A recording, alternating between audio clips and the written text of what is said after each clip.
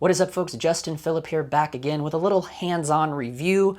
First of all, let me just say SmallHD is not paying me to do this video. This monitor is 2 years old, so no one even really cares about this thing anymore except me.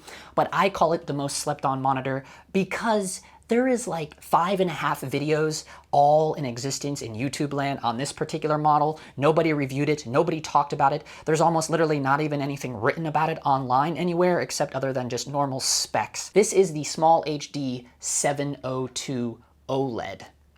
Two reasons why I believe this thing was most slept on. First of all being this monitor still sells for $1,600 on SmallHD's website, even though it's 2 years old. The lowest I could find it for brand new was $12.99 on Amazon or B&H. So if you're one of those guys that must buy new tech, I'll put a link down in the description below just in case, or just so you want to look at the specs yourself.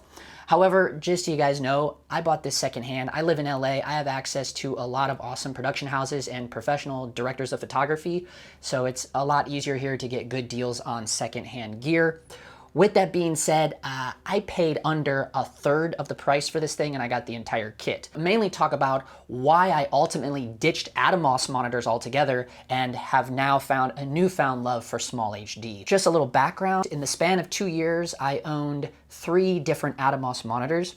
Now, for what they are, they're great. If you absolutely need external recording, obviously they're the way to go. However, right now, I think I would probably pre-order one of the new BlackMagic Video Assists, the 12Gs.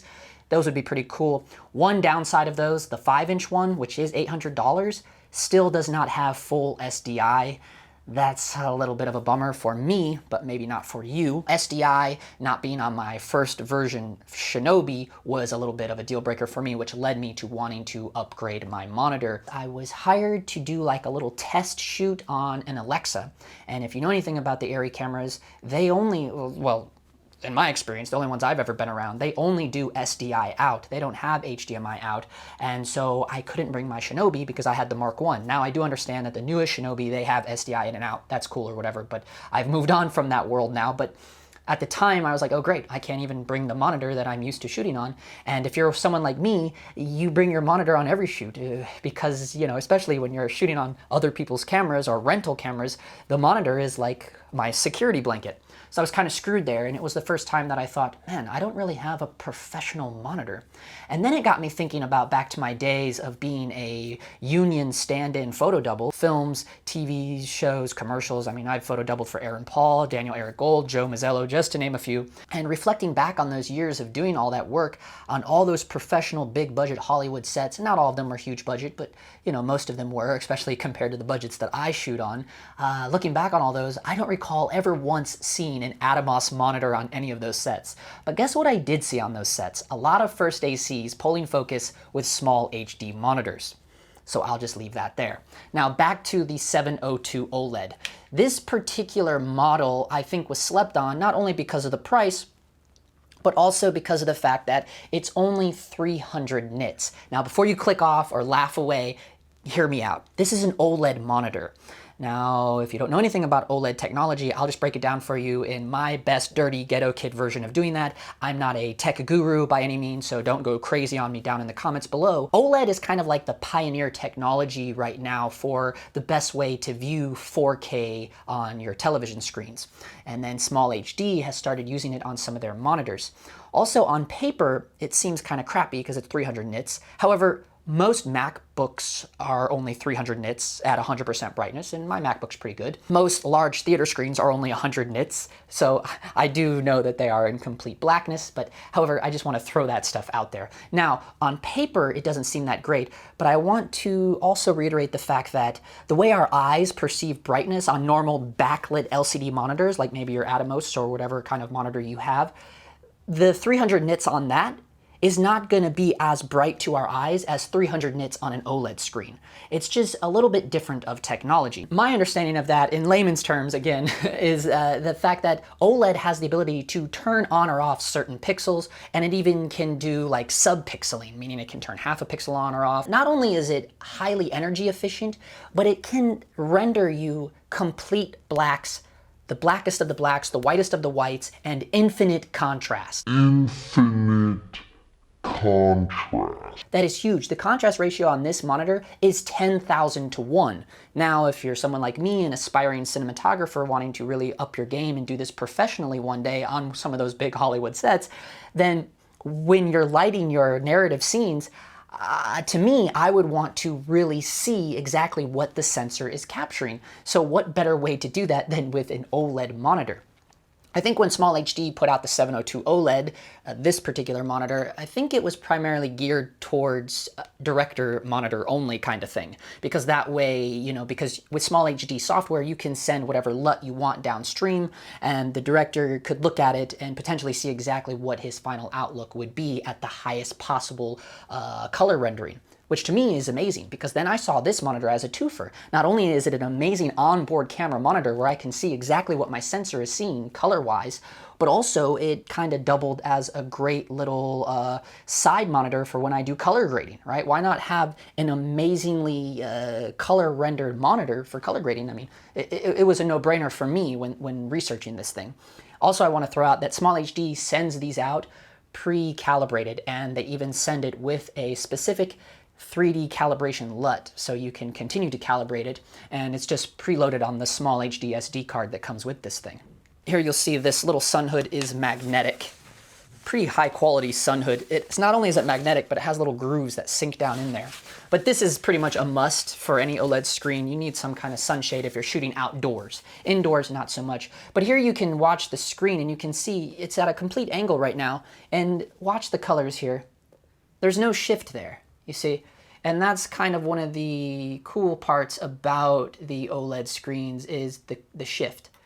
Watch the shift. It's straight on, and then we're going to move around. As I'm moving it around, nothing is changing. And you know, with a lot of monitors, especially cheaper monitors, they look crazy when you stand to the side and try to look at them. You're not going to experience any of that with an OLED screen. So yeah, some other cool things, particularly about this particular monitor, is the fact that this 702 OLED, it's not constricted to one type of battery. The panel on it, you can either use a Sony NPF L series battery, or you can use Canon LPE6 batteries. And it's cool, they're interchangeable, hot swappable, just kind of unique feature. Also I want to point out there are full SDIs and full-size HDMIs, and they're interchangeable, meaning if you were to shoot on an area that's only SDI in, you go SDI in, but then if you wanted to run HDMI out to something else, you could do that. You can interchange them. Or let's say you're on the Pocket 4K, it only has HDMI, then send a solid SDI connection all the way to Video Village. So they're interchangeable, and that's kind of unique as well. Also, this has amazing housing compared to other monitors with its aluminum housing and Gorilla Glass. Maybe one of the downsides of this is the fact like it's not a touchscreen. I think one of the reasons why SmallHD stayed away from touchscreen for so long is because they knew these were being used on professional sets with focus pullers. And when you're focus pulling on like a $10 million budget film or whatever, you aren't really going to want fingerprints all over your screen when you're pulling focus. So I think that was why they kind of stayed away from touchscreens for so long. And me, like using touchscreens on all three of the Atomoses that I had, this is actually a lot better. I actually prefer this a lot more. And you can program all of these function buttons. This is your little zoom in and pan button. I just think it's really cool. This sun hood actually, you know, provides like I mean, I don't think you're gonna have a problem with this thing. You pretty much have your own little private viewing theater screen here. But if you're still not convinced, let's go outside and we'll do our own brightness test right now under the hot beating noonday sun in Southern California. Okay guys, one thing I wanna point out on this test is that as you can see, I was literally under some highly, highly strong sun, very clipped out. And the main thing I wanna focus on is here you'll notice there is a wicked glare. I mean, that's one thing, but if you're not focusing on the glare, you can still see the screen no problem. And of course, like I can't get my whole camera inside there.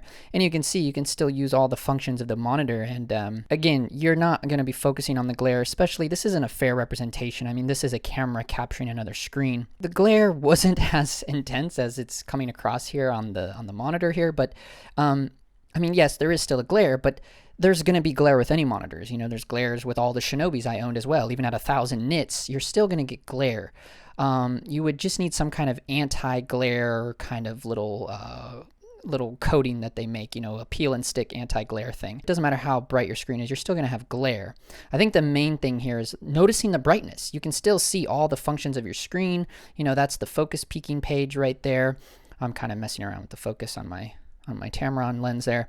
But you'll notice, just look at the, look at that BlackMagic screen and then look at that. So this is a pretty big advantage, and I really don't think the 300 nits OLED is a lot to scream about, just because of what it is. I mean, you saw it right there in the worst possible conditions. Obviously, if you're only focusing on the glare, that's all you're going to see. But if you're there in human eyes and not looking through this video of a video, you would be able to see a more fair representation and notice, like, oh yeah, the brightness, it's there. But let's talk about some cool technology and why I went with smallHD. The first one being is that, going back to that one job that I had to do the test on the Arri Alexa, this year alone, there was like 5 other jobs on top of that one where I was hired to shoot on rental cameras or someone else's cameras.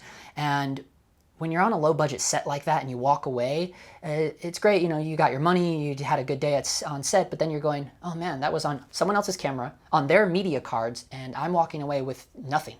I don't have anything for my portfolio. I don't know if I'm ever going to see them again. When you're talking low budget stuff, you just don't know. And I didn't like that feeling. And I wanted something in return, other than money. It's great that you're getting paid to do these jobs, but at the end of the day, you want it for your portfolio. And if you guys know my website, I only have one reel. It's my main narrative reel. Everything else on my website is just screen grabs of jobs that I did.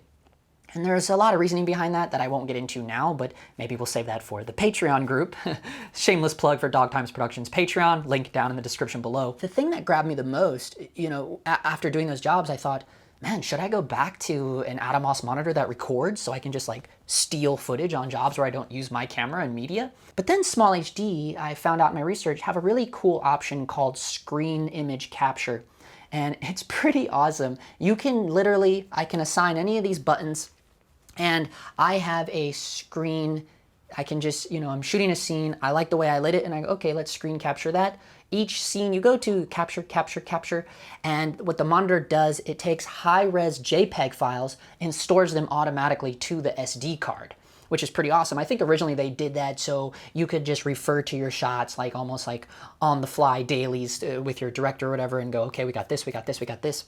But also a reason why they did it is because they have something called image overlay. So let's say you're shooting late at night, you're pulling an all-nighter, burning the midnight oil, and you're in the middle of a scene, and finally they just call it a day. They go, no, we gotta let the actors go, we gotta come back here and pick up in the morning.